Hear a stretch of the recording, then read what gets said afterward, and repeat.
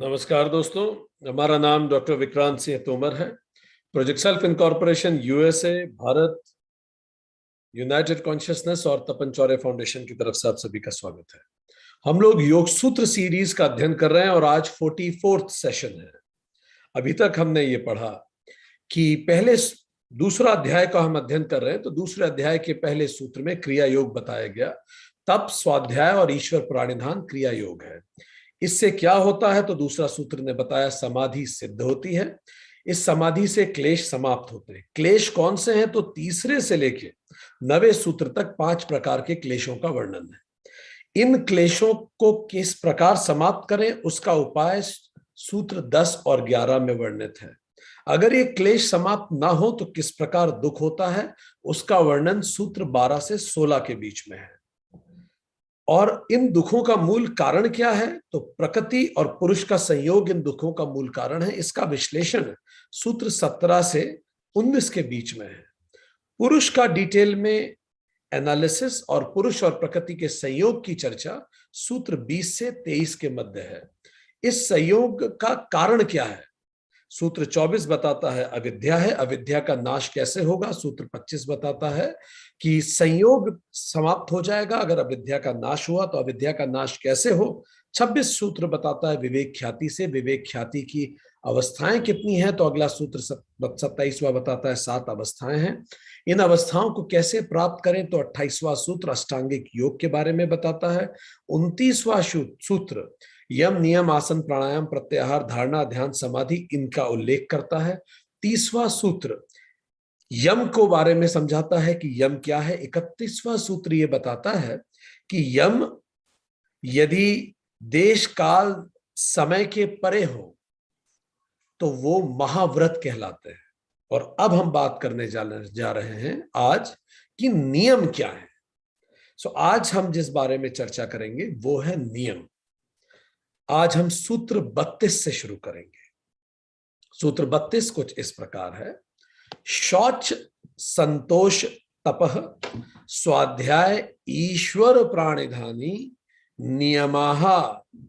शौच अर्थात पवित्रता, संतोष, तप, स्वाध्याय और ईश्वर शरणागति, ये 5 नियम हैं।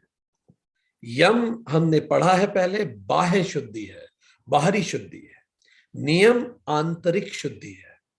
यम यूनिवर्सल है, बियॉन्ड टाइम एंड स्पेस है। नियम कुछ हद तक समय और स्थिति पर भी निर्भर करते हैं। यम एक योगी का दूसरों के प्रति व्यवहार कैसा हो उस पर फोकस करते हैं। नियम एक योगी स्वयं को किस प्रकार अनुशासित करे उस पर ध्यान देते हैं। नियम और यम में एक और अंतर यम डोंट्स हैं, कुछ व्यवहार ना करना, क्या ना करें, और नियम क्या किया जाए उस पर चर्चा करते हैं। नियम को ही क्रिया योग कहा जाता है। यम और नियम धर्म के परिपालन में मदद करते हैं।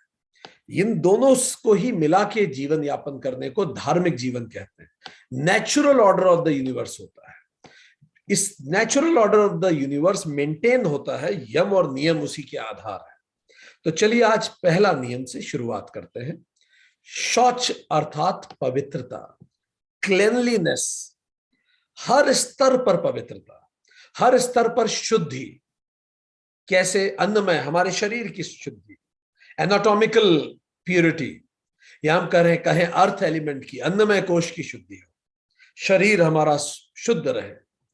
फिर प्राणमय कोश की शुद्धि हो, physiological elements of the body, water element की अगर हम चर्चा करें, प्राणमय कोश की शुद्धि हो, मनोमय कोश की शुद्धि हो, फायर एलिमेंट की शुद्धि हो, साइकोलॉजिकल एस्पेक्ट्स में भी हमारा मनोविज्ञान शुद्ध रहे, हमारा मन शुद्ध रहे, प्राणमय कोश शुद्ध ऊर्जाएं रहे हमारे, विज्ञानमय कोश हमारी बुद्धि शुद्ध रहे, एयर एलिमेंट या इंटेलेक्चुअली हम शुद्ध रहे, और आनंदमय कोश स्पिरिचुअली हम शुद्ध रहे, ईदर एलिमेंट जिसे कहा जाता है। तो अब हम इन सभी पे चर्चा करते हैं। शुद्धता क्यों अनिवार्य है और क्यों यौगिक जीवन का यह आधार है। गंदी जगह आप देखेंगे तो एक जानवर भी नहीं बैठता, एक पशु भी जब बैठता है तो पूंछ से उस जगह को साफ करता है फिर बैठता है। और अगर हम चाहते हैं कि परमात्मा हमारे अंदर उतरे तो हमें अपने अंदर को साफ करना ही पड़ेगा, अंतर को साफ करना ही पड़ेगा। जैसे एक बॉटल होती है, उसको अंदर और बाहर दोनों से साफ करना पड़ता है, तभी हायर लेवल ऑफ कॉन्शियसनेस आती है। सो अंदर से भी हम साफ करें और बाहर से भी साफ करें। इस सफाई को ही शौच कहते हैं। व्यास महाराज और आदि शंकराचार्य इस उदाहरण को विश्लेषित करते हैं कि आपने देखा होगा पर्वतों पे स्टेप बाय स्टेप फॉर्मिंग होती है, चरण होते हैं एक के नीचे कैसी फॉर्मिंग होती है। जब पहली स्टेप में पानी भर जाता है तो किसान क्या करते हैं, हर लेवल पे रुकावट बना के रखते हैं। पहली स्टेज में पानी भर गया तो उसके बाद फिर वो ओवरफ्लो होने लगता है तो थोड़ी सी रुकावट हटा देते हैं तो पानी अपने आप नीचे वाले स्तर पे आ जाता है। जब वहां भर जाता है फिर से थोड़ी सी रुकावट हटाते हैं तो फिर से नीचे वाले, ऐसी मेड़ हटाते जाते हैं थोड़ी थोड़ी, तो ऊपर से नीचे ऐसे प्रवाहित होने लगता है। सो व्यास महाराज कहते हैं रुकावट हटा देने भर से हायर कॉन्शियसनेस, नीचे ये जो लोअर कॉन्शियसनेस है या इंडिविजुअल कॉन्शियसनेस है उसमें प्रवाहित होने लगती है। वो हायर कॉन्शियसनेस अपने आप उतरने लगती है हमारे अंदर, अपने आप हम उस हायर बीइंग से कनेक्ट करने लगते हैं, वो अपने आप प्रवाहित होने लगती है। हम सब किसी प्रयास की आवश्यकता नहीं होती, बस वो रुकावट हम हटा दें तो हायर कॉन्शियसनेस अपने आप हमारे अंदर प्रवाहित होगी। ये रुकावट है अपवित्रता। जो हर चीज जो हमारे स्वाभाविक इवोल्यूशन को रोके उसे हटा देना है, बस यही शौच है, यही योग का नियम है। जो भी हमारे स्वाभाविक विस्तार विकास को रोके उसको हटा दे, बाकी सब स्वतः हो जाएगा। तो इन सभी रुकावटों को हटाना शौच है। हर तरह की रुकावट, मानसिक हो या शारीरिक हो। जैसे कोई किसान होता है, वो जब फसल बोता है और फसल में जब वो किसी भी तरह की खाद डालता है तो वो ये खाद तो डाल सकता है अपने फसल में, पर हर पौधे के अंदर वो खाद घुस जाए उसके लिए वो कुछ नहीं कर सकता। वो तो खाद डाल देता है, हाँ, पर वो एक काम करता है, खरपतवार हटा देता है। सारी खरपतवार हट जाती है तो जो खाद होती है वो उन पौधों को स्वतः मिलने लगती है और वो ऊर्जा स्वतः बीज में चली जाती है, फसल अच्छी बन जाती है। ये हमारी मानसिक खरपतवार को हटाना ही शौच है, मेंटल वीड्स। जब हम इनको निकाल देते हैं तो हायर कॉन्शियसनेस स्वाभाविक रूप से होने लगती है। तो ये हमारी मानसिक खरपतवार क्या है, हमारे गलत आदतें। चलिए, I am giving you 30 seconds. एक गलत आदत के बारे में सोचिए, थिंक अबाउट इट। आपकी एक गलत आदत क्या है, सोचिए उसके बारे में। यह आपकी मानसिक खरपतवार है।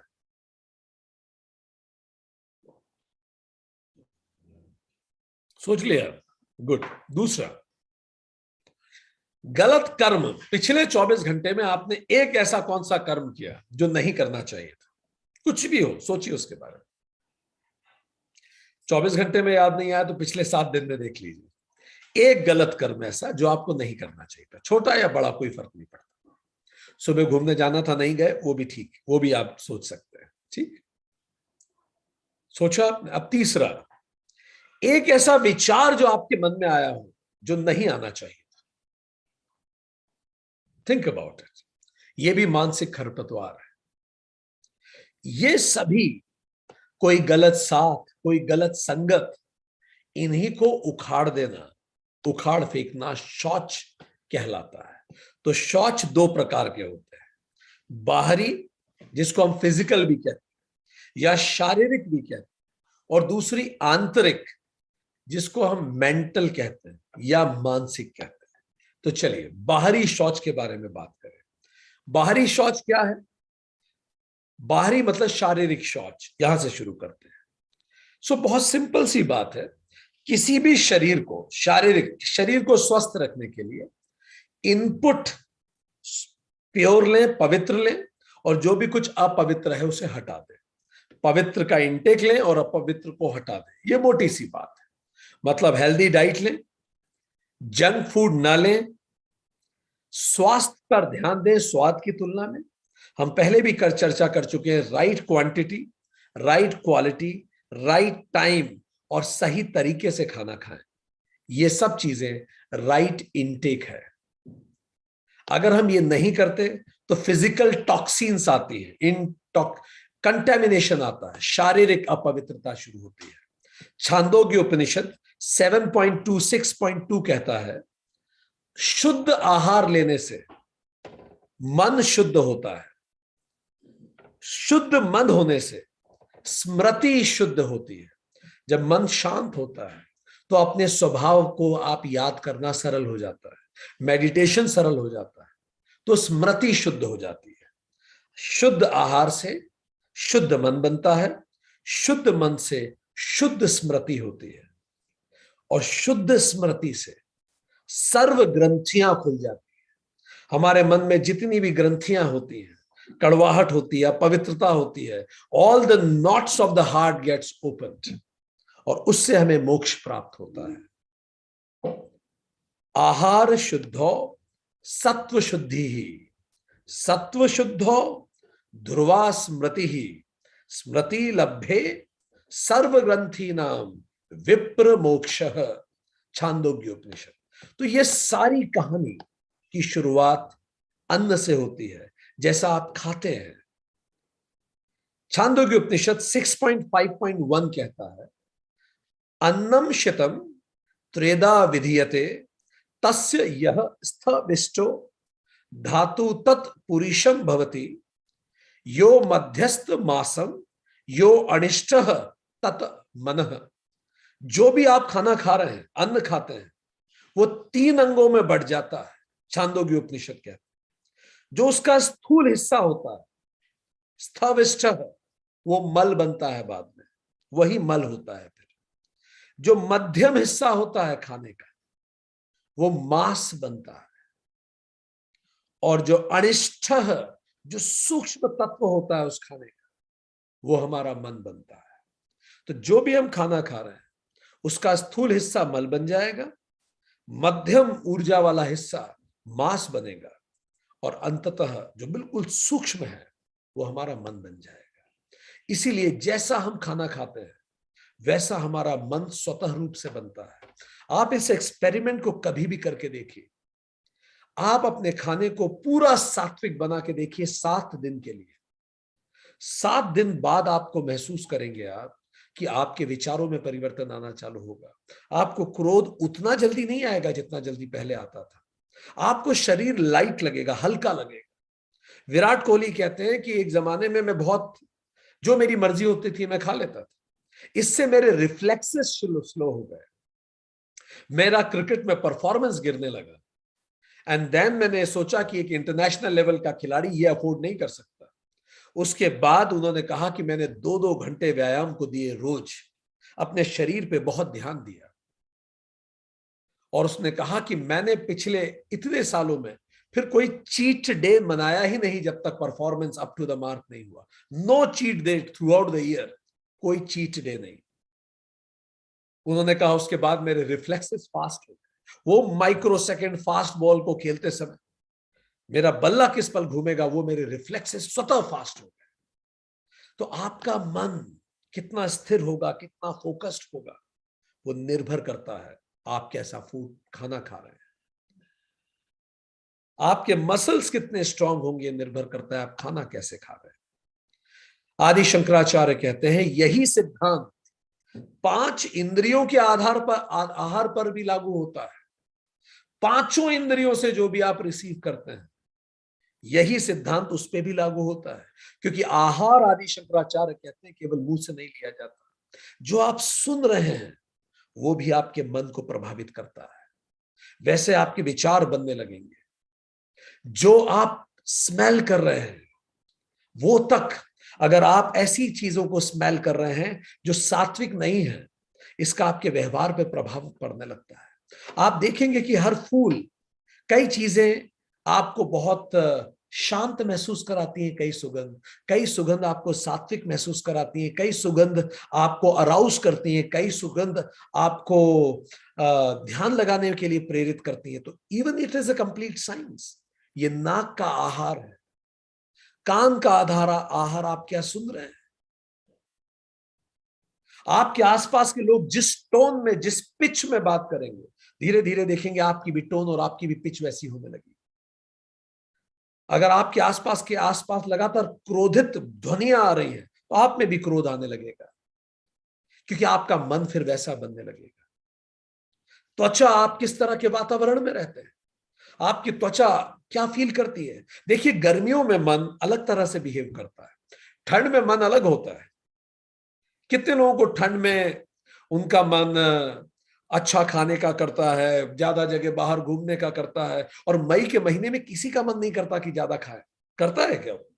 मई के महीने में घर के बाहर निकलने का मन नहीं करता। जब नौतपा चलते हैं तो और मुश्किल हो जाती है। आपका मन, त्वचा क्या फील कर रही है, उससे बहुत डायरेक्टली कनेक्टेड है। जब तेज गर्मी होती है तो आपकी वर्क एफिशिएंसी गिर जाती है। Have anybody noticed it? Work efficiency क्यों गिरती है? फिर मन नहीं करता उतना काम करने का। तो हमारे पांचों इंद्रियों के आहार का भी मन पर असर पड़ता है। भगवत गीता इस बारे में विस्तार से चर्चा करती है। इस बारे में हम पहले भी पढ़ चुके हैं। शास्त्र बताते हैं कि हम जब खाना खाएं तो आधा पेट हमारा खाने से भरा होना चाहिए, 1/4 पेट हमारा पानी से भरा होना चाहिए, और 1/4 पेट हमारा हवा से भरा होना चाहिए। मतलब उसे खाली ही रखना है। तो आधा पेट तो हमारा एक तरह से पानी या हवा से भरा हो। जब भी खाना खाना बैठे, आधा ही पेट भर के खाना खाएं, शास्त्र ये कहते हैं। सो अनहेल्दी फूड, अच्छा, जब हम अनहेल्दी फूड खाएंगे तो उससे अपच होगी। कान का, आंख का, कहीं से भी कोई भी आहार आप ले रहे हैं, अगर वो अनहेल्दी होगा तो इनडाइजेशन होगा। जो चीजें आप देख रहे हैं, अगर वो सही नहीं है तो आप मेंटली भी उसे डाइजेस्ट नहीं कर पाएंगे। इससे क्या होगा? टॉक्सिन्स डेवलप होंगे, जहर पैदा होगा। मानसिक जहर हो सकता है, शारीरिक जहर हो सकता है। आप फास्ट फूड खाते हैं तो उस तरह का जहर पैदा होता है, और फिर उससे इलनेस आती है, रोग बढ़ता है। ये मानसिक रोग भी हो सकता है और ये शारीरिक रोग भी हो सकता है। यूएसए में जो नेवी सील्स है, जो वहां के सर्वश्रेष्ठ नेवी मानी जाती है, सर्वश्रेष्ठ फोर्सेस मानी जाती है, नेवी सील्स जिन्हें कहा जाता है, वहां एडमिरल विलियम हुए। वो एक स्पीच में बताते हैं कि जब हम सील्स की ट्रेनिंग करने जाते हैं, आप इनको पैरा पैरा फोर्सेस, भारत की आर्मी की पैरा फोर्सेस से कंपेयर कर सकते हैं। सबसे मजबूत फौज की इकाई जिसको माना जाता है। तो ये जो नेवी सील्स होते हैं, जब इनकी ट्रेनिंग चालू होती है तो ये बताते हैं कि दिन की शुरुआत हमारे यहां जब भी हम फौज में जाते हैं, अपने बिस्तर को ठीक करने से सिखाई जाती है। हम सबसे कठिन फौजी ट्रेनिंग लेने जाते हैं, पर पहली तालीम जो हमें दी जाती है वो ये कि अपना बिस्तर ठीक करो। तो उन्होंने कहा कि हमें अजीब लगता था, हम इतने बड़े योद्धा, इतने सालों से फौज में, पर जैसे ही हम सील्स में जाते हैं तो हमें सबसे पहले कहा जाता है कि आप अपना बिस्तर ठीक करो। उठते ही बिस्तर ठीक करो, और इंस्पेक्शन होता है कि क्या बिस्तर ठीक किया कि नहीं किया, चादर पे कोई सल तो नहीं है, तकिया प्रॉपर रखा है कि नहीं, ब्लैंकेट प्रॉपर घड़ी करके रखा है कि नहीं। ऐसा क्यों? तो एडमिरल ये बताते हैं नेवी सील्स के, कि जब आप सुबह अपना बिस्तर ठीक करते हैं उठते ही, तो पहला इसका असर ये होता है कि आपने अपने पहले लक्ष्य को प्राप्त किया। छोटा ही लक्ष्य था, पर आपने प्राप्त किया। तो दिन की शुरुआत किससे हुई?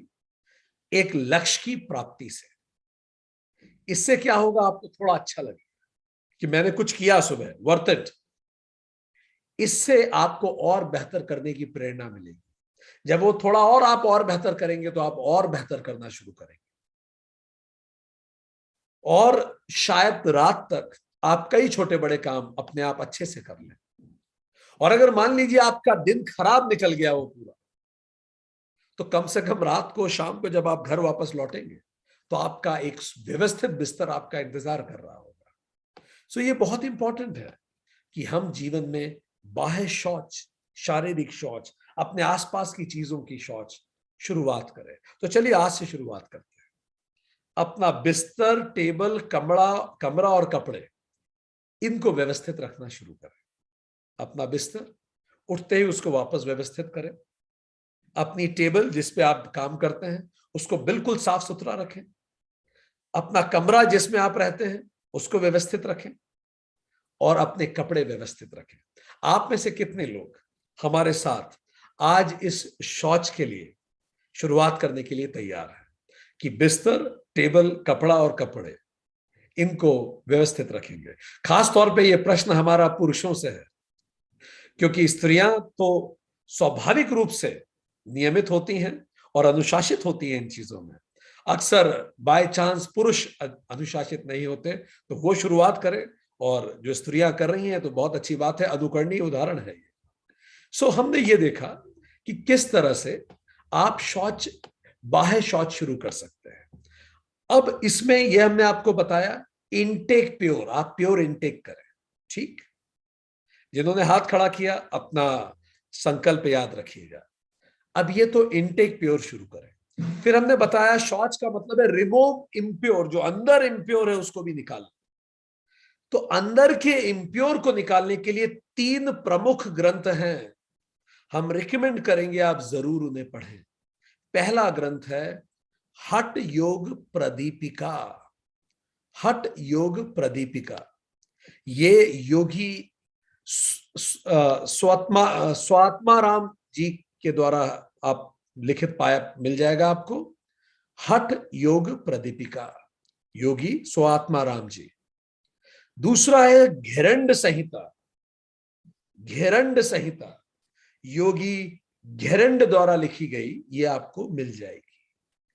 तीसरी है गोरक्षा संहिता, ये योगी गोरखनाथ द्वारा लिखी हुई मिल जाएगी। ये हमें बताते हैं बड़े विस्तार से कि जो भी अंदर इम्प्योर है उसको कैसे निकाला जाए, कैसे इसे दूर किया जाए। हम थोड़ा सा बर्ड आई व्यू देते हैं, बिल्कुल ऊपर से थोड़ा सा बर्ड आई व्यू पे चर्चा करते हैं। जैसे एक मिट्टी का पात्र है, अगर वो कच्चा है तो पानी डालते ही वो टूट जाएगा, उसे आग में तपाना पड़ता है।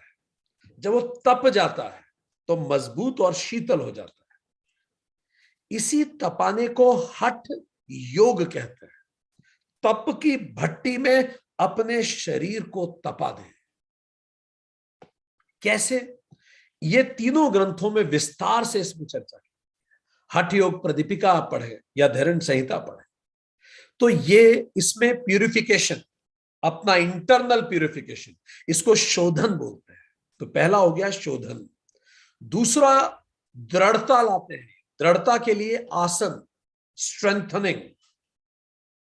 क्या विषय वस्तु है इन ग्रंथों की हम आपको बता रहे हैं। इंटरनल प्यूरिफिकेशन, शोधन। दूसरा दृढ़ता, स्ट्रेंथनिंग, आसन उसके माध्यम से अचीव किया जाता है। तीसरा स्थैर्य, स्टडीनेस, मुद्राओं के द्वारा इसको अचीव किया जाता है। चौथा धैर्य, जिनमें धैर्य की कमी है वो प्रत्याहार की शुरुआत कर सकते, कामिंग योरसेल्फ, वो भी इसकी विषय वस्तु है। पांचवा लाघव, मींस लाइटनेस। कई लोगों को बॉडी में बड़ा हैवीनेस लगता है, pranayama will bring lightness in the body, लाघव। छठा प्रत्यक्ष, परसेप्शन, ध्यान के माध्यम से बिल्कुल जो आप कंसंट्रेशन आपका बढ़ता है। और अंतिम निर्लिप्त, आइसोलेशन, समाधि। थोड़ा सा आज हम केवल शोधन पे बात करेंगे, क्योंकि आज हमारी विषय वस्तु शौच है। तो ये जो शोधन है, इसी को धैर्य संहिता में षट कर्म के रूप में बताया गया है। षट कर्म, षट मतलब 6 काम करें रोज। ठीक, हम बहुत विस्तार से नहीं जा पाएंगे समय की कमी के कारण, पर इन पुस्तकों में आप पढ़िए, विस्तार से आपको मिलेगा।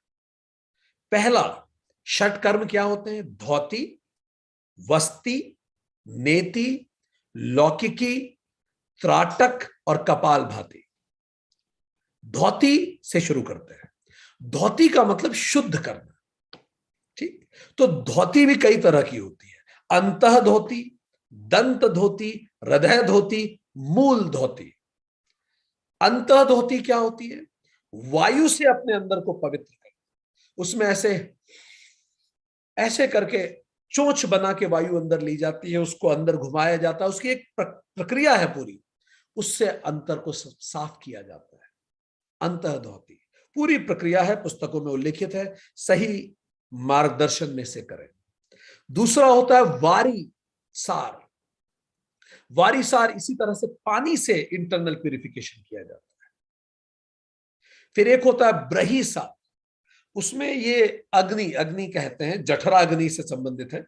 तो आपकी जो नाभि है, कुंभक करके उस नाभि को अंदर खींचा जाता है ताकि आपकी रीढ़ की हड्डी से वो चिपके जाके, इससे अंदर का एब्डोमिनल सफाई होती है। पूरी इसकी प्रक्रियाएं हैं, इन ग्रंथों में इसका उल्लेख है, ग्रंथ इजीली ऑनलाइन भी अवेलेबल है। ठीक। फिर चौथा है बहिष्कृत। हम बात कर रहे हैं धोती में अंतः धोती है, अंतः धोती में वातसार, वारीसार, ब्रहीसार, ब्रहीसार मतलब अग्नि से, और चौथा होता है बहिष्कृत। बहिष्कृत मतलब देखो, होठों को ऐसे कौवे की तरह चोंच के समान बनाया जाता है, यूं। ठीक। और उसके बाद वायु को अंदर भरते हैं पेट में, और 1.5 घंटे तक पानी उस वायु को अंदर ही घुमाते हैं, और बाद में गुदा द्वार से उसे निकालते हैं। सो प्रक्रियाएं हैं, थोड़ी ट्रेनिंग से इन्हें सीखा जा सकता है, इससे इंटरनल प्यूरिफिकेशन होता है। दूसरी धोती होती है दंत धोती, दांत कैसे साफ करें, जीभ मूल धोती। ठीक। तो देखिए, दंत धोती के भी 4 प्रकार हैं। हमने बताया पहला अंतः धोती, उसके 4 प्रकार, वात, वारी, ब्रही और बहिष्कृत। दूसरी है दंत धोती, इसके भी 4 प्रकार हैं। टीथ, दांत की सफाई कैसे करें, जीभ की सफाई कैसे करें, उसकी भी पूरी प्रक्रिया दे रखी है। कान के छेदों की सफाई कैसे करें, उसकी भी प्रक्रिया दे रखी है। ठीक। और कपाल छिद्र, ये इसकी सफाई कैसे, तो उसमें ऐसे होता है कि थोड़ा सा पानी में हाथ गीला करके अपने दाहिने हाथ से हल्का हल्का इधर टैप करते हैं, बिल्कुल हल्का हल्का। ठीक। सो इस तरह से प्यूरिफिकेशन होता है।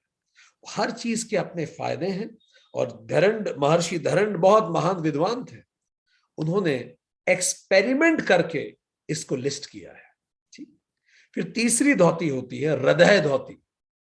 इसमें हृदय धोती भी 3 प्रकार की होती है, दंड, वमन और वास। दंड, केले के पौधे के अंदर का जो दंड होता है, उसको गले में डाला जाता है और फिर वापस निकाला जाता है, फिर गले में डाला जाता है, फिर निकाला जाता है, अंदर पूरा साफ करते हैं। फिर एक होती है वमन धोती, इसी में हृदय में ही। वमन में भोजन करने के पश्चात गले तक पानी पीते हैं और उसके बाद उल्टी करते हैं, वमन करते हैं, पूरा बाहर कफ पित्त बाहर आ जाता है उससे। उसकी प्रक्रिया है, हमने फिर कहा एक्सपर्ट के सामने से कीजिएगा, उसके गाइडेंस में। फिर एक होती है वास्त्र धोती, वस्त्र से। तो करीबन 4 अंगुल चौड़ा, लगभग इतना चौड़ा एक वस्त्र लेते हैं और 5 हाथ लंबा कपड़ा लेते हैं, उसको अंदर उतारते हैं गले में, और फिर उसे बाहर निकालते हैं पूरा, और अंदर की पूरी सफाई करते हैं। विशेष प्रकार का एक कपड़ा होता है उसके। फिर मूल धोती होती है। मूल धोती का मतलब हाथ की जो अपनी मध्यमा उंगली है, उससे गुदा द्वार को साफ किया जाता है। सो अलग अलग तरीके से धोती की जाती है, आंतरिक प्यूरिफिकेशन। जरूर पढ़िएगा, ब्यूटीफुल स्क्रिप्चर इट इज। ठीक। हम ये क्यों डिटेल में नहीं बता रहे हैं, क्योंकि इसको जब आप करेंगे तो यू नीड डायरेक्ट गाइडेंस। शुरुआत किसी के प्रत्यक्ष गाइडेंस में कीजिए, इसलिए I am not going in detail. आमने सामने होते तो शायद हम लोग करके किसी एक्सपर्ट्स के साथ हम करवाते इसको, ताकि आप देख सकते उसको, आगे बात करें। दूसरा इज वस्ती। पहली हो गई धोती, षट कर्म में दूसरी इज वस्ती। वस्ती जल वस्ती होती है और स्थल वस्ती होती है। जल वस्तु वस्ती क्या होती है, जैसे एक टब में पानी भरा जाता है और नाभि तक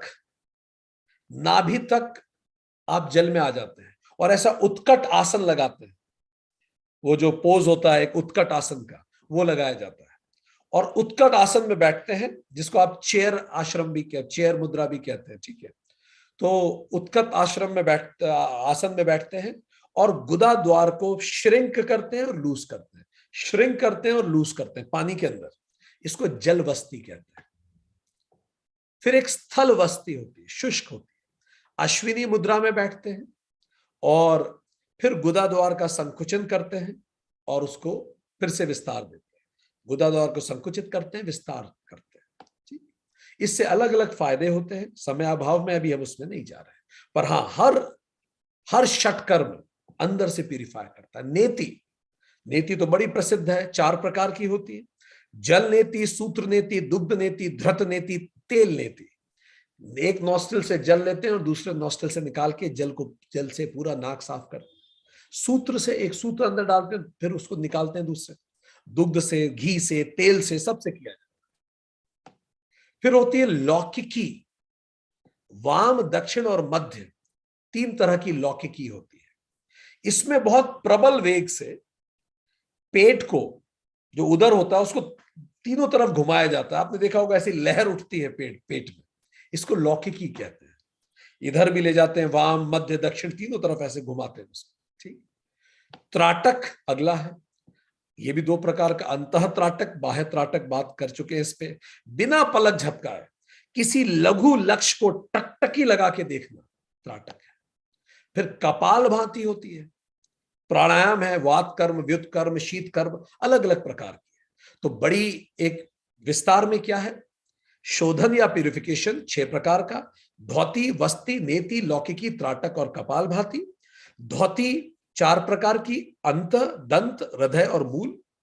अंत, वात, वारी, ब्रही, बहिष्कृत।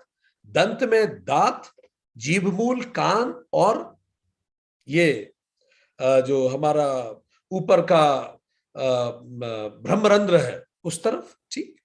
और अगला इज हृदय, दंड, वमन और वास, और फिर मूल है। तो इस तरह से हमने अलग अलग चीजों में इसको जानने का प्रयास किया। ये सब आपको मिलेगा धरंड संहिता में बहुत डिटेल में। ऑनलाइन आप पढ़ें, जिस भी भाषा में आप इसको लेना चाहते हैं, पर इसको करें एग्जीक्यूट एक्सपर्ट के व्यक्तिगत सामने निर्देशन में। और एक बार आप सीख जाएं तो फिर आप अपने हिसाब से इसको करते जाएं। ठीक। ये तो हो गया बाह्य शौच। अब बात करें आंतरिक शौच की। आंतरिक शौच क्या है?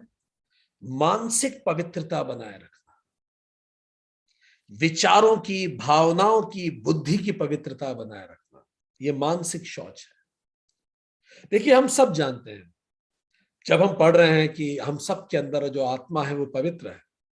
कठोपनिषद कहता है 1.3.12, समस्त प्राणियों में छुपा हुआ यह आत्म तत्व प्रकाशित नहीं होता, वरन ये सूक्ष्म दृष्टि रखने वाले तत्वदर्शियों को ही सूक्ष्म बुद्धि से दिखाई देता है।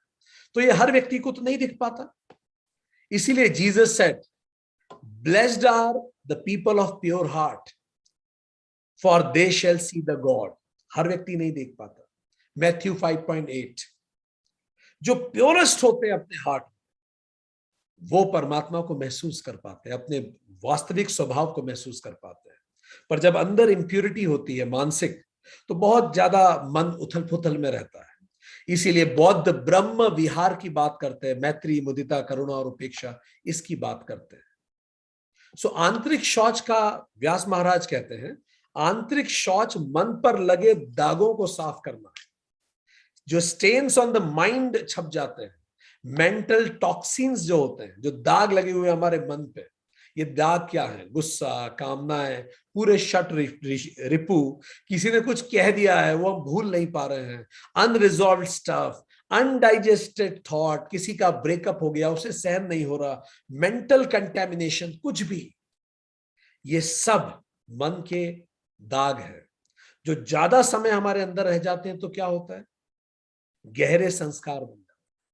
अब जब एक गहरा संस्कार बन गया, किसी का ब्रेकअप हो गया, उसे बहुत बुरा लग रहा है, इंसल्टेड फील हो रहा है, अकेलापन फील हो रहा है, खालीपन लग रहा है, इस सब से वो गुजर रहा है और ये संस्कार अंदर उतरता जा रहा है। अब क्या होगा? ये संस्कार अंदर तो है, ये कभी भी एक्टिवेट हो जाएगा, ट्रिगर हो जाएगा। किसी दोस्त की शादी हुई तो वहां जाके देख, खुद का याद आया कि भाई हम तो कैसे हैं, अब देखो हमारे साथ कोई है ही नहीं। ठीक। या कोई कुछ बात हुई तो किसी की याद आ गई, एकदम से कोई बात याद आ गई। तो जैसे ही कोई बात याद आ गई या दोस्त की शादी में गए, कुछ वो बात फिर से ट्रिगर हो गई, तो एकदम से मन का अपहरण हो जाता है, एकदम से मन खिन्न हो जाता है, बहुत बुरा लगता है। कोई भी चीज आप अपने जीवन में याद कीजिए, कोई भी एक चीज, ऐसी चीज जो आपको अंदर तक चुभती थी, अचानक कई बार वो ट्रिगर हो जाती है। कोई घटना आपके माता पिता नहीं रहे, कोई चीज देख के माता की याद आ गई, पिता की याद आ गई, और अचानक फिर मन खिन्न सा हो जाता है। और अगर ये बार बार होता रहे तो क्या होता है? देन यू लूज एनर्जी, आपको थकान महसूस होती है, यू लूज फोकस, कहीं मन नहीं लगता काम करने में। आप में से कोई गुजरा है इससे? तो कहीं मन नहीं लगता, इससे गुस्सा आता है, दुख होता है, अनहैप्पीनेस लगती है। ये सब चीजें हमारे अंदर होना शुरू होती है। तो कोई भी इस तरह से हमारे मन में अलग अलग मन में अशुद्धताएं आना चालू होती है। आचार्य रजनीश से किसी ने पूछा कि जब कोई आपसे नफरत करता है तो आप क्या करते हैं? कोई व्यक्ति हमारे साथ अच्छा व्यवहार ना करे तो हम क्या करें? तो आचार्य रजनीश ने बड़ा सुंदर उत्तर दिया। आप में से किसी के साथ कभी ऐसा हुआ है कि कोई आपके साथ अच्छा व्यवहार नहीं कर रहा है या किया हो? उसको ध्यान में रखिए और ये सुनिए। आचार्य रजनीश ने कहा, मैं कर ही क्या सकता हूं, यह उस व्यक्ति की समस्या है, उसका मेरे से कुछ लेना देना नहीं है। यदि मैं यहां नहीं होता तो किसी और से नफरत करता, अगर कोई और नहीं होता, वह अकेला होता तो खुद से नफरत करता। ये घृणा उसकी समस्या है, मेरी समस्या नहीं है। ये बहुत महत्वपूर्ण है कि हम अपने अंदर की पवित्रता को बनाए रखें। कोई मेरे से कैसा भी व्यवहार करे, मैं अपने अंदर की पवित्रता को बनाए रखूं, क्योंकि जब अंदर पवित्र होता है तभी सर्वश्रेष्ठ हमारा बाहर निकलता है। रविन्द्रनाथ टैगोर जी ने जब कविता लिखी गीतांजलि, वो कविता नोबेल प्राइज के लिए नामित भी हुई, नोबेल प्राइज उसे मिला। टैगोर ने उसको इंग्लिश में ट्रांसलेट किया था। तो जब रविन्द्रनाथ टैगोर ने इंग्लिश में ट्रांसलेट किया तो इनके एक मित्र थे, C.F. एंड्रयूज। तो उन्होंने उन्हें दिखाया, वो तो अंग्रेज ही थे क्योंकि वो विद्वान थे। बोला आप जरा देखेंगे? तो C.F. एंड्रयूज ने जब देखा तो बोला वैसे तो आपने अच्छी ट्रांसलेट की है, ये 3-4 शब्द थोड़े से ठीक नहीं है, मतलब सही नहीं लग रहे मुझे, तो मैं आप बोलो तो मैं इसमें बेहतर शब्द रख देता हूं। टैगोर ने बोला बिल्कुल आप रख दीजिए, तो उन्होंने रख दिए। रविन्द्रनाथ टैगोर को नोबेल प्राइज मिला, दुनिया भर में विख्यात हुए वो। तो एक बार की घटना है, वो एक फेमस कवि हुए ईट्स, आप सब जानते होंगे उन्हें। तो कवि ईट्स के घर पे बैठक हुई, रविन्द्रनाथ टैगोर को बुलाया गया कि आप अपनी कविता सुनाइए सबको, जिसको नोबेल प्राइज मिला है। रविन्द्रनाथ टैगोर ने इंग्लिश में वो कविता सबको सुनाई, सबके सब भाव विभोर हो गए, दे वर टच्ड बाय गीतांजलि। बाद में रविन्द्रनाथ टैगोर ने ईट से पूछा आपको कैसी लगी? ईट्स ने बोला अमेजिंग, बहुत ही सुंदर आपने लिखा है, पर should I tell you something, मुझे 3-4 शब्द थोड़े से अड़चन वाले लगे, मतलब ऐसे जैसे कुछ मुंह में खाते खाते एक दाना सा आ गया हो, कंकड़ आ गया हो। टैगोर ने बोला अच्छा। उन्होंने बोला मुझे लगा अप्रोप्रिएट नहीं है वो शब्द। टैगोर ने बोला अच्छा कौन से शब्द? टैगोर सुन के दंग रह गए। ये वही शब्द थे जो एंड्रयूज ने एडिट किए थे, क्योंकि जो पवित्र मन से निकलता है वो जिस रूप में होता है वो पवित्रतम होता है। इसीलिए अंदर पवित्रता रखना जरूरी है। चलिए अब कागज पेन उठा लीजिए, हम आपको एक क्वेश्चनियर दे रहे हैं, 15 बहुत सिंपल क्वेश्चन है। अभी आपका शौच का इंडेक्स निकल जाता है, अभी पता पड़ जाता है, ठीक है। पहला प्रश्न, हर प्रश्न के उत्तर 10 में से देने हैं। अगर आप बिल्कुल वैसा ही करते हैं तो 10 में से 10, नहीं करते तो 0, कभी ऐसा कभी वैसा तो बीच में। चलिए शुरू करते हैं। पहला, मैं रोज नहाता हूं। दूसरा, मैं साफ कपड़े पहनता हूं। तीसरा, मैं केवल सेहतमंद खाना ही खाता हूं। चौथा, मैं आधा पेट ही खाना खाता हूं, कभी भी पेट भर के खाना नहीं खाता। पांचवा, मैं अपने आसपास सदा साफ सफाई रखता हूं। अंक देते जाइए। छठा, मैं दूसरों को बहुत जल्दी माफ कर देता हूं। सातवां, मैं ऐसा कोई विचार मन में नहीं लाता जो दुख दे। आठवां, मैं ऐसा कोई विचार नहीं करता जो मेरे आध्यात्मिक विकास में अवरोध हो। नवा, किसी के प्रति मेरे मन में क्रोध नहीं होता। दसवां, जब मेरे मन का नहीं होता तो भी मैं अंदर से बिल्कुल शांत रहता हूं। 11वां, मैं दूसरों की उपलब्धियों में बड़ा खुश होता हूं, जेन्युइनली। 12वां, नकारात्मक विचारों, बातों और व्यवहार पर मैं ध्यान नहीं देता। 13वां, हर मेरे अंदर हर प्राणी के लिए करुणा है। मेरे अंदर हर प्राणी के लिए करुणा है। 14वां, मैं सभी लोगों को अपना मित्र मानता हूं। 15वां, मैं अपनी परेशानियों के लिए दूसरों को दोष नहीं देता। परफेक्ट। इसको अंक जोड़ लीजिएगा बाद में, और इसके इंडेक्स हम आखिरी में बताएंगे। चलिए अब आगे बढ़े। ये तो हुआ शौच। दूसरा है संतोष, कंटेंटमेंट, पीसफुलनेस। ये एक शब्द है जिसको सर्वाधिक रूप से गलत समझा गया है। अक्सर कहा जाता है व्यक्ति में अगर संतोष है तो फिर वो विकास कैसे करेगा, उसका तो डेवलपमेंट ही नहीं होगा। संतोष की डेफिनेशन क्या है? State of being happy with what you have and striving without binding desires.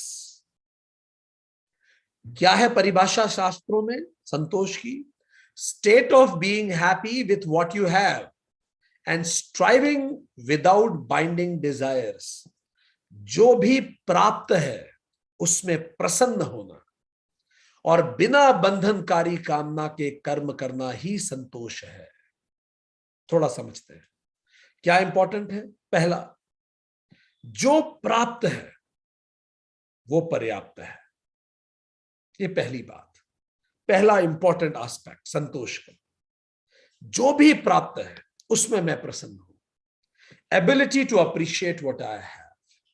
जो भी प्राप्त है, हम सबके पास एक ग्रेटिट्यूड लिस्ट होनी चाहिए कि मैं परमात्मा का किन किन चीजों के लिए तहे दिल से धन्यवाद देना चाहता हूं। आप में से कितने लोगों के पास एक ग्रेटिट्यूड लिस्ट है और उसे आप रोज पढ़ते हैं या याद करते हैं? Very good, very good, very good, perfect.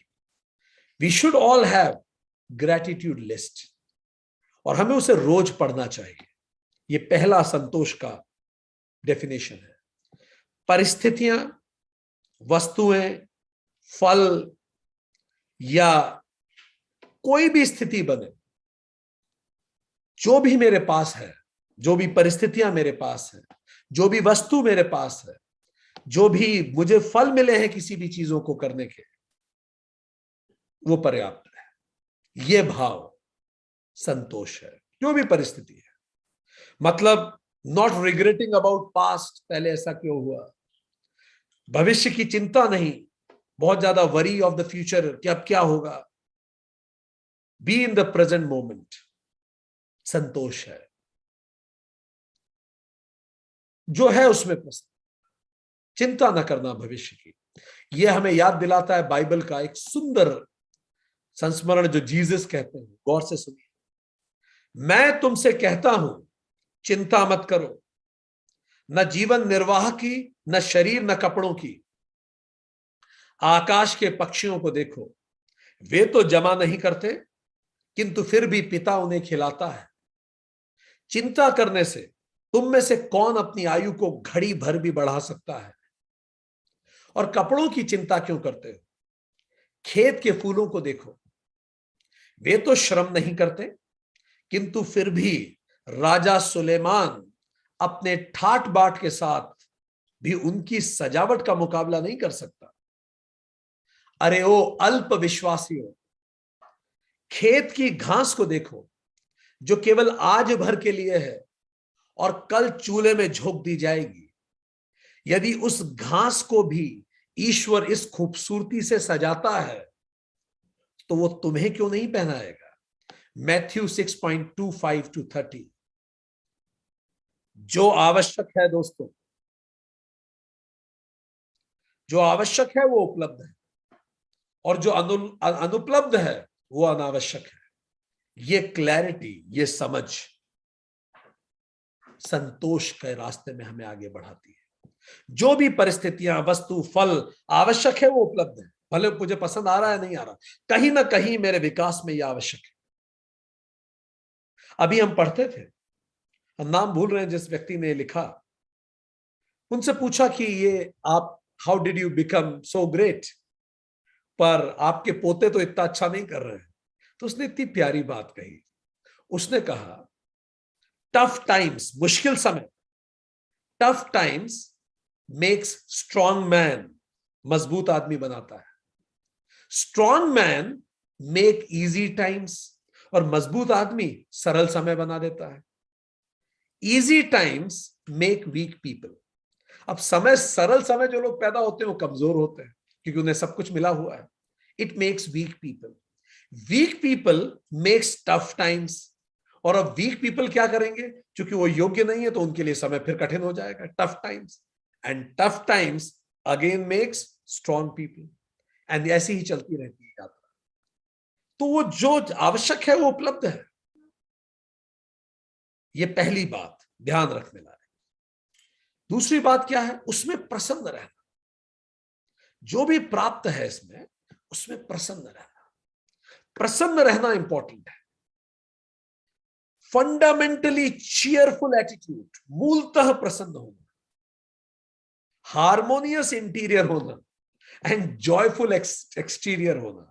एक बड़ा अंदर कोई दुविधा ना हो, कहीं खींचातानी ना हो, मुझे ये नहीं मिला, क्रिपिंग ना हो अंदर, ठीक। हार्मोनियस इंटीरियर हो, जॉयफुल एक्सटीरियर हो, आंतरिक सद्भाव हो, और बाह्य सा आनंद हो।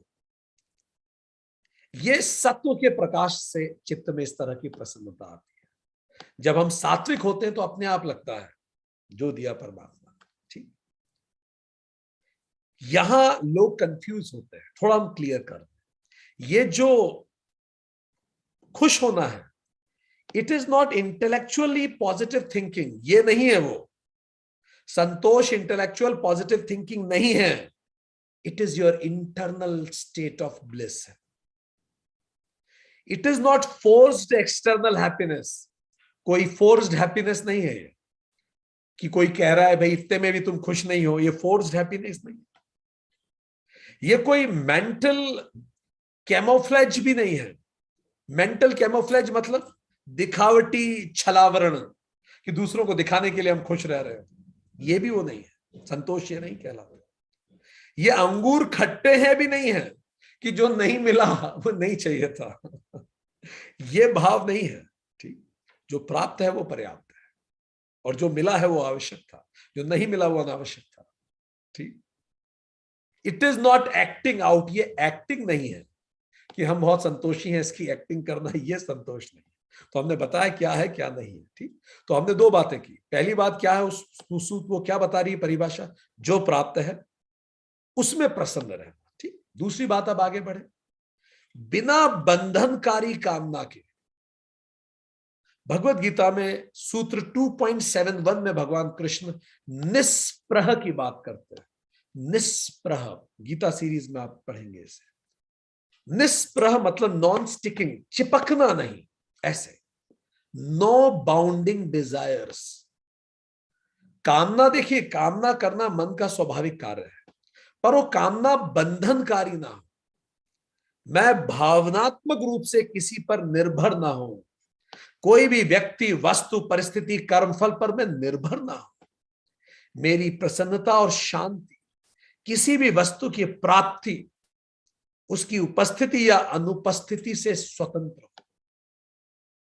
यह है संतोष। संतोष आत्मनिर्भरता है। एक H.G. वेल्स नाम के विद्वान हुए, उन्होंने विश्व इतिहास लिखा है।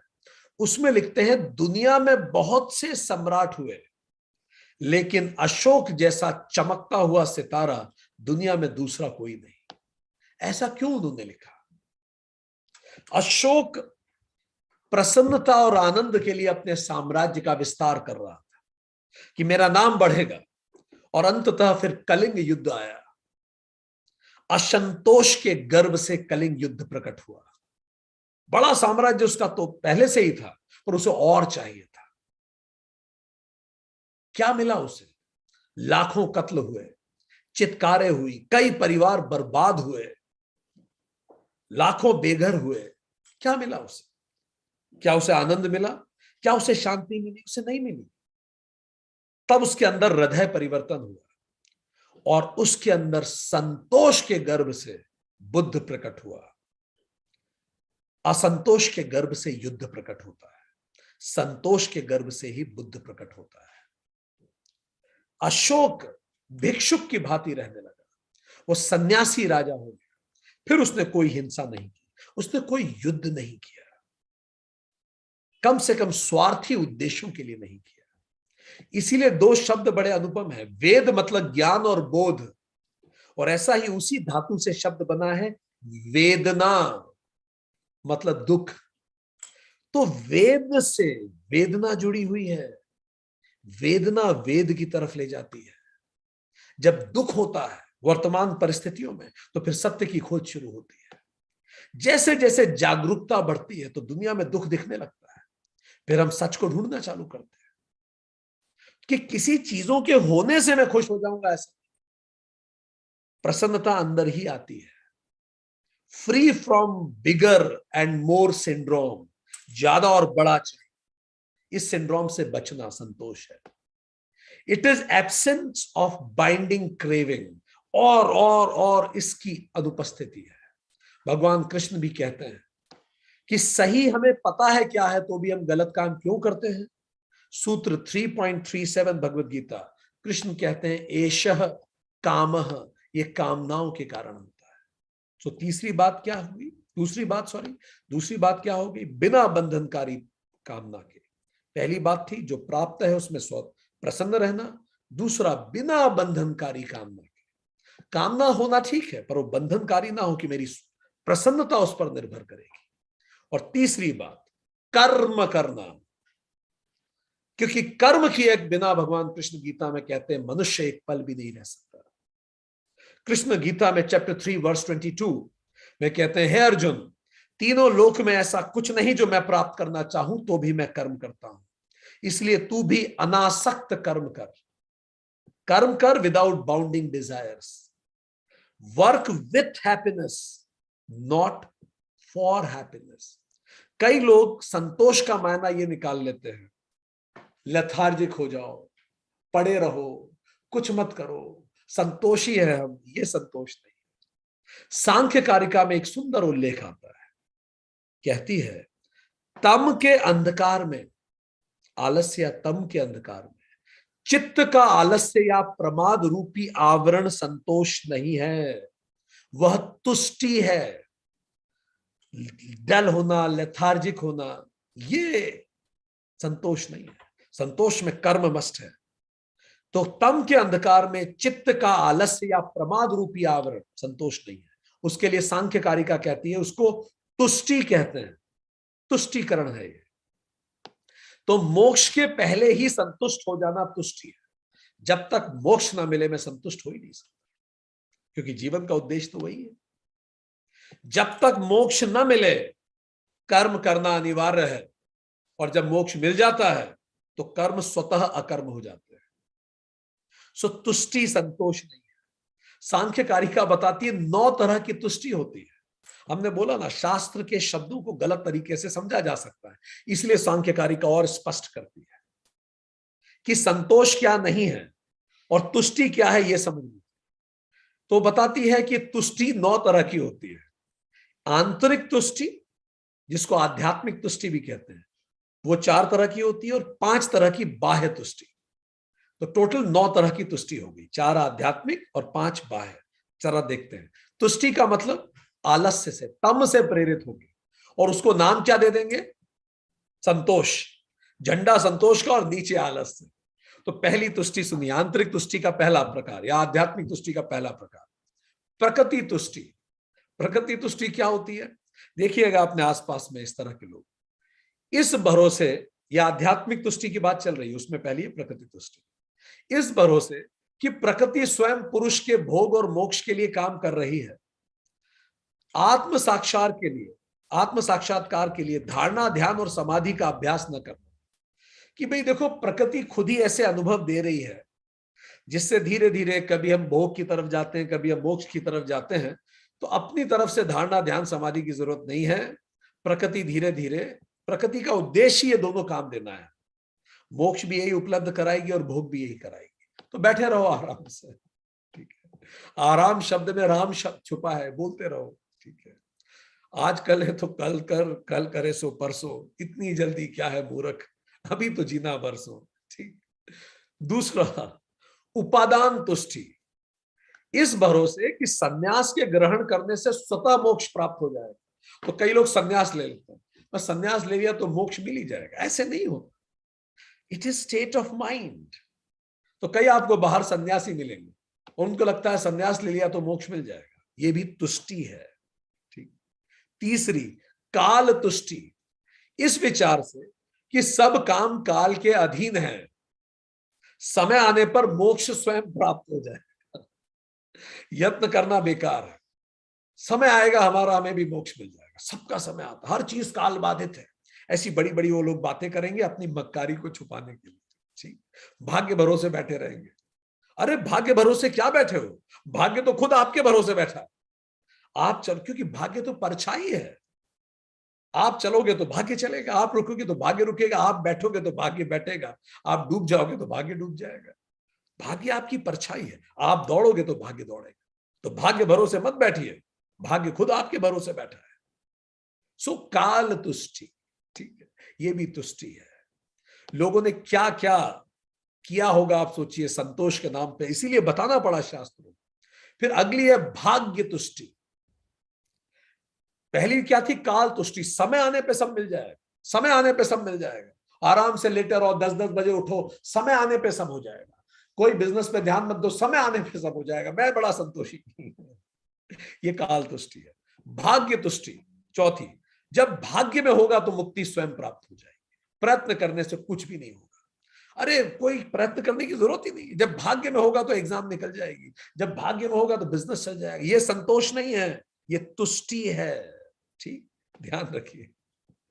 फिर ये तो आध्यात्मिक तुष्टियां हो गई, मोक्ष के लिए लोग क्या क्या बहाने बनाते हैं, ठीक, इसलिए कंफ्यूज मत होइएगा, ये संतोषी लोग नहीं है, ये तुष्टिकरण कर रहे हैं, फाइन।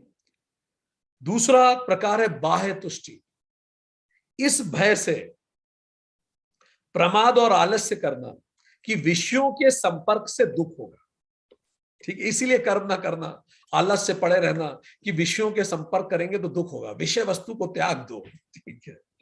पांचवा सुनिए, विषय प्राप्त करने में दुख होता है, विषय विषय ही है, इसीलिए उनको प्राप्त नहीं करना, नौकरी नहीं करना, बिजनेस छोड़ के बैठ जाओ, कुछ मत करो, बस बैठे रहो क्योंकि विषय दुख है, ये तुष्टि है।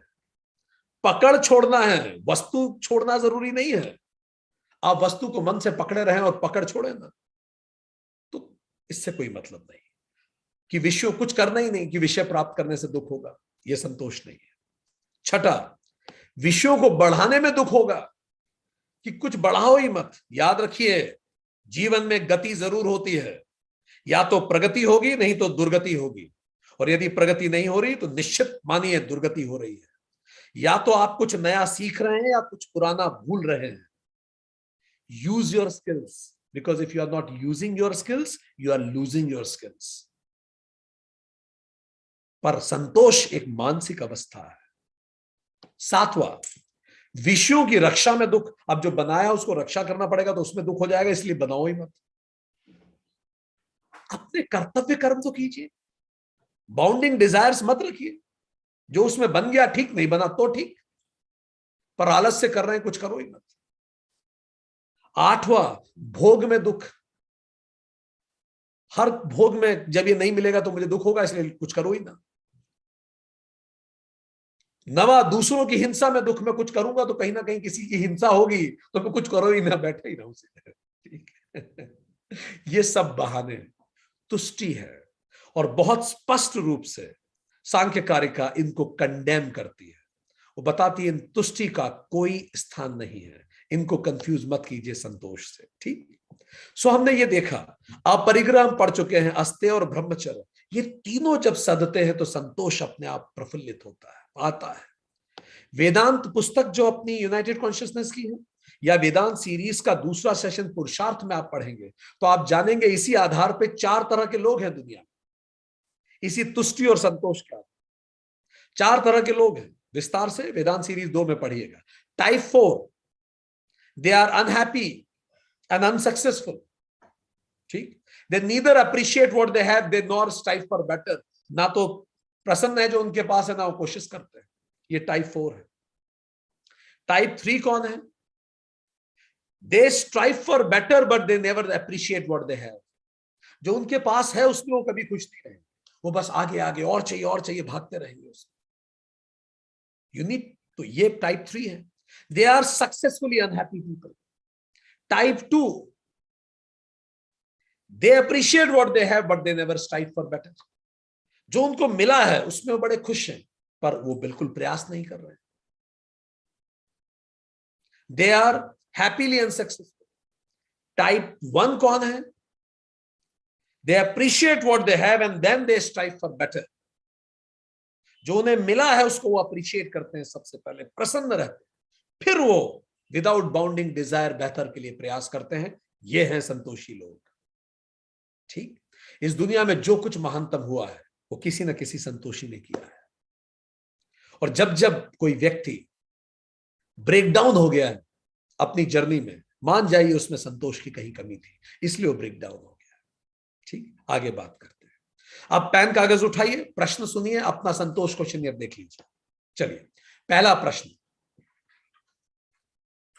मैं अगर ऐसा है बिल्कुल यही है तो 10 में से 10, नहीं है तो 0, चाहे बीच में जो स्थिति बने।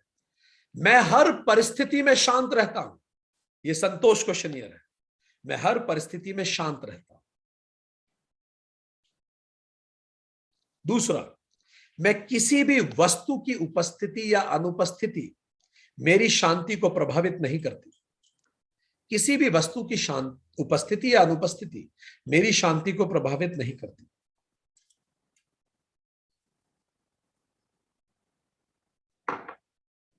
मुझे लगता है जो आवश्यक है वो मुझे उपलब्ध है। ये तीसरा प्रश्न है। चौथा प्रश्न, मुझे जितना मिलता है मैं उसमें खुश रहता हूं। ये चौथा प्रश्न।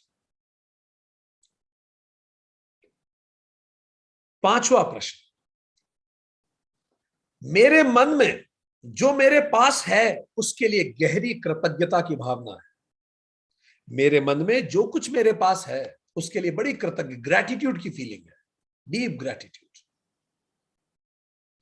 छठा प्रश्न, मैं रोज जो मेरे पास है उसके लिए कृतज्ञता बोल के प्रदर्शित करता हूं परमात्मा को, या ध्यान में बोल के प्रदर्शित करता हूं। मैं रोज जो मेरे पास है उसके लिए कृतज्ञता परमात्मा को बोल के प्रदर्शित करता हूं। बोलता हूं कि भगवान इन सब चीजों के लिए धन्यवाद। सातवां, मेरे हर कृत्य में परमात्मा के प्रति कृतज्ञता प्रदर्शित होती है।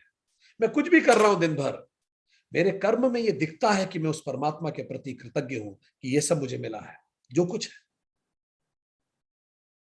आठवां, मैं कर्म करता हूं किंतु मेरी प्रसन्नता उन कर्मों में आशा के अनुरूप फलों पर निर्भर नहीं करती।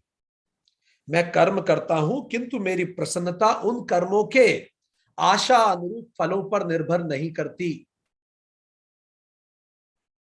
नवा, मैं कभी किसी दूसरे से तुलना नहीं करता। 10वां, मैं भूतकाल के लिए पश्चाताप नहीं करता। 11वां, मैं भविष्य के लिए परेशान नहीं। 12वां, मैं वर्तमान में केंद्रित रहता हूं। 13वां, मुझ में आलस्य बिल्कुल भी नहीं। सुबह उठने से लेके कोई भी काम करने तक खुद से पूछिए, मुझ में आलस्य बिल्कुल भी नहीं। 14वां, मैं खुश रहने का दिखावा नहीं करता।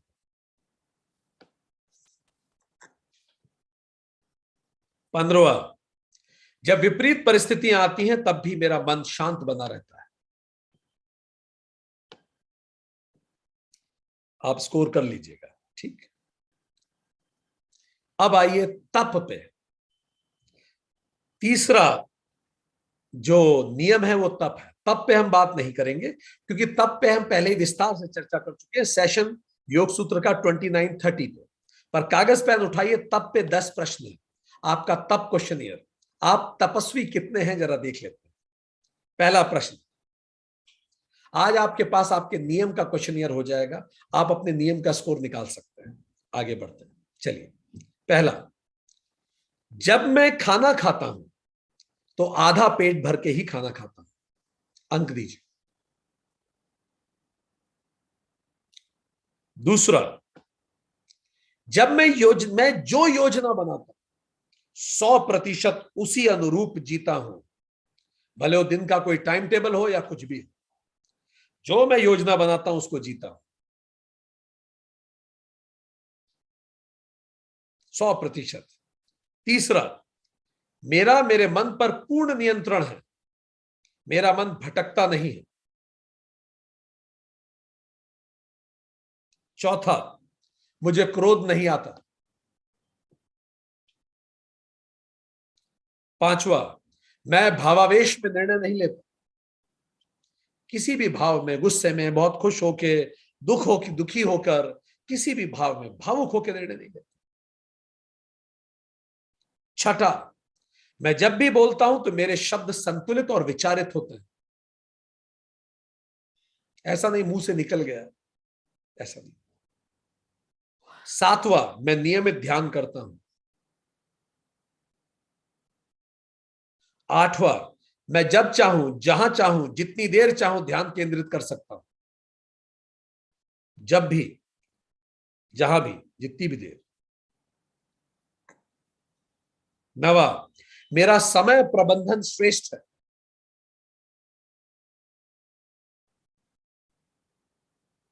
10वां, मेरी दिनचर्या आदर्श व नियमित है, बिल्कुल नियमित और रेगुलर मेरा दिनचर्या है। टोटल कर लीजिएगा, यह आपके तप के स्कोर है। इससे आपको यह भी रिवीजन होगा कि तप का क्या तात्पर्य है, ये परिभाषा भी है तप की जो आपने 10 पॉइंट लिखे। अब अगला क्वेश्चन है स्वाध्याय। स्वाध्याय पे भी हम चर्चा नहीं करेंगे क्योंकि योग सूत्र सीरीज 22 पे हम चर्चा कर चुके हैं और गीता सीरीज 22 में स्वाध्याय पे चर्चा हुई है और योग सूत्र सीरीज 31 सेशन नंबर 31 पे चर्चा हुई है। चलिए स्वाध्याय का क्वेश्चन लिखिए, अंक दीजिए खुद के स्वाध्याय पे। मैं रोज किसी न किसी शास्त्र का अध्ययन करता हूं।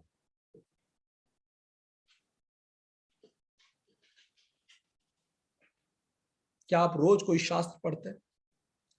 दूसरा, मैं रोज उस अध्ययन के उपरांत उसे व्यवहार में कैसे उतारें उस पर मनन करते हैं।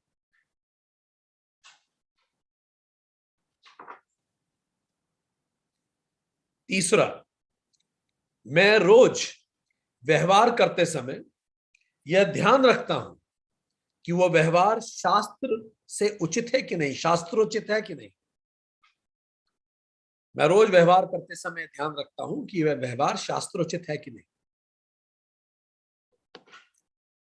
चौथा, मुझे मेरे जीवन के उद्देश्य स्पष्ट है, मुझे बिल्कुल स्पष्ट है कि मेरे जीवन का उद्देश्य क्या है। पांचवा, कोई भी कार्य करने से पूर्व मैं ये निश्चित करता हूं कि वह मेरे जीवन के उद्देश्यों के अनुरूप हो।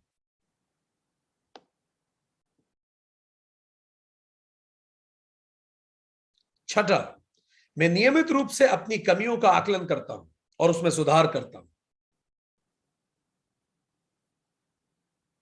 सातवां, मुझे एकांत में रहना पसंद है।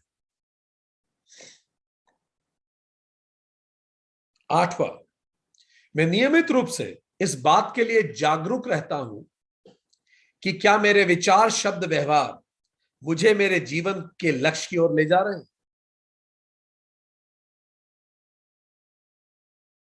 मैं नियमित रूप से इस बात के लिए जागरूक रहता हूं कि क्या मेरे विचार, शब्द और व्यवहार मुझे मेरे जीवन के लक्ष्य की ओर ले जा रहे हैं। 9, मुझे स्वयं को लेकर किसी प्रकार की दुविधा नहीं है, कोई सेल्फ डाउट नहीं है, नो सेल्फ डाउट। 10वां, मेरी शांति किसी भी बाहरी व्यक्ति, वस्तु या परिस्थिति पर निर्भर नहीं करती। ये 10 पॉइंट स्वाध्याय है। अगर आपका जीवन ऐसा है तो आप स्वाध्याय कर रहे हैं। ठीक, अंतिम पे आइए, ईश्वर प्राणिधान, ये 5वां नियम है। इसको भी हम बात नहीं करेंगे क्योंकि इसमें डिटेल में योग सूत्रा सीरीज 21, 22 और 32 में चर्चा हो चुकी है। बस हम उन 10 प्रश्नों पे बात करेंगे जो ईश्वर प्राणिधान को परिभाषित करता है। आप अपने आप को अंक दीजिए और बाद में आप देख पाएंगे कि नियम में आप कहां स्थिर खुद को पाते हैं। चलिए, पहला प्रश्न, अंक दीजिए खुद को। मैं इस बात पर पूरा विश्वास रखता हूं कि सभी घटनाएं किसी दैवीय योजना के अनुसार होती है। There is a divine plan that happens. मैं इस बात पे पूरी तरह से विश्वास रखता हूं। मैं इस बात पर पूरा विश्वास रखता हूं कि सभी घटनाएं किसी दैवीय योजना के अनुरूप होती है। दूसरा, मैं भविष्य को लेकर चिंतित नहीं रहता। अंक दीजिए, क्योंकि सीधी सी बात है, जो परमात्मा को मानता है फिर उसे चिंता किस बात की। चिंता का मतलब यह है कि हम पूरा विश्वास नहीं रख रहे। थिंक। तीसरा, मैं वर्तमान के प्रति विचलित नहीं रहता।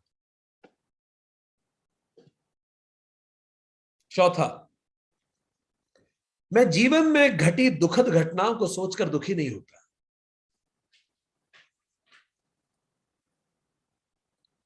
पांचवा, जब घटनाएं मन के अनुरूप होती हैं तो मैं उसका श्रेय खुद को ना देकर उसे ईश कृपा मानता हूं। बिल्कुल सच्चे मन से पूछिए खुद से, अंतरात्मा से, क्या मैं थोड़ा श्रेय देता हूं खुद को या मैं इसे पूरा ईश कृपा मानता हूं। जब घटनाएं मन के अनुरूप होती हैं तो मैं उनका श्रेय स्वयं को न देकर उसे ईश कृपा मानता हूं।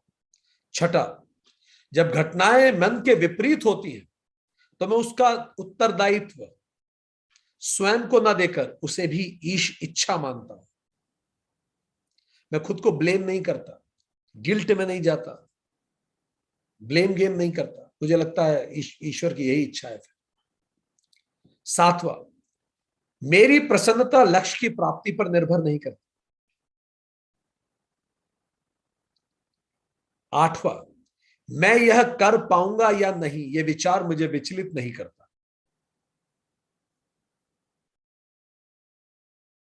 नवा, मैं निडर व निर्भीक रहता हूं। 10वां, मैं अपने कर्मों को सदा धार्मिक व पवित्र रखता हूं। मैं अपने कर्मों को सदा धार्मिक व पवित्र रखता हूं। अब आपने जितने क्वेश्चंस भरे हैं, अगर आपके कहीं भी स्कोर 0 से 20% है, इसका मतलब भ्रमित है। 20 से 40% है, इसका मतलब विचलित है। 40 से 60% आ रहा है, इसका मतलब पथिक है आप उस यात्रा। 60 से 80% आ रहा है, इसका मतलब आप साधक हैं। 80 से 100% आ रहा है, इसका मतलब आप योगी हैं। सो हम एक क्विक रिकैप लेते हैं। हमने क्या पढ़ा? हमने ये जाना कि यम बाह्य शुद्धि है, नियम आंतरिक शुद्धि है। दोनों यम और नियम मिला के धर्म का आधार बनते हैं। पहला नियम है शौच। शौच अन्नमय, प्राणमय, मनोमय, विज्ञानमय, आनंदमय सभी प्रकार के कोश की शुद्धि है, जैसे बोतल को अंदर बाहर से किया जाए। आदि शंकराचार्य और व्यास जी दोनों इस बात पर उल्लेख करते हैं कि जैसे खेती होती है, रुकावटें आप हटाते जाइए, अपने आप हायर आपके अंदर डिसेंट होता चला जाए। इस प्रकार की मानसिक अवस्था को शौच कहते हैं। और हम जिस तरह से जितना ज्यादा खरपतवार उखाड़े नेगेटिव आदतों की, उसी को शौच कहते हैं। बाहरी और आंतरिक शौच दो प्रकार की होती है। बाहरी शौच शरीर की होती है, जिसमें हमने बात की कि किस प्रकार हमें खाना खाना चाहिए। स्थूल खाना मल बनता है, मध्यम मांस बनता है और सूक्ष्म मन बनता है। इस प्रकार की हमने डिटेल में चर्चा करी और इसके लिए हमने बात की कि धरण संहिता हठ योग प्रदीपिका, गोरक्षा संहिता, इसमें किस प्रकार पूरा विस्तार से प्यूरिफिकेशन को समझाया गया है। आंतरिक शौच के बारे में भी फिर हमने चर्चा की कि आंतरिक शौच मन को प्रसन्न रखना है किसी भी स्थिति में, अंदर से किसी के प्रति नेगेटिव विचार ना आना आंतरिक शौच है। इसके बाद फिर हमने संतोष पे बात की। संतोष का मतलब है जो प्राप्त है उसमें प्रसन्न होना, बिना बंधनकारी कामना के कर्म करना ही संतोष है। और संतोष तुष्टिकरण नहीं है। हमने संतोष और तुष्टि में अंतर देखा और 9 प्रकार के हमने तुष्टि के बारे में भी चर्चा करी। और इसके बाद हमने उनके क्वेश्चनियर से जाना कि हम अभी इसमें कहाँ स्टैंड करते हैं। आज के लिए इतना ही। Thank you very much. नमस्ते।